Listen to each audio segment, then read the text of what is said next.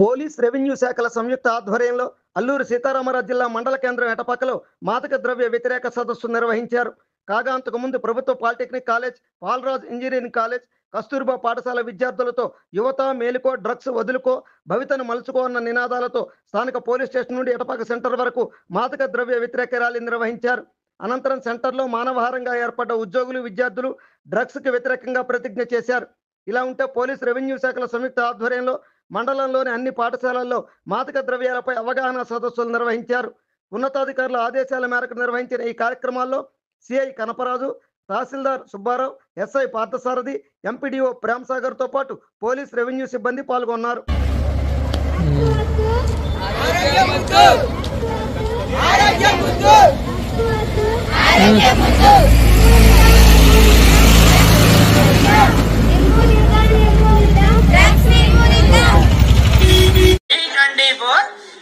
News channel అందరూ చూడండి, like చేయండి, షేర్ చేయండి, సబ్స్క్రైబ్ చేయడం మర్చిపోకండి.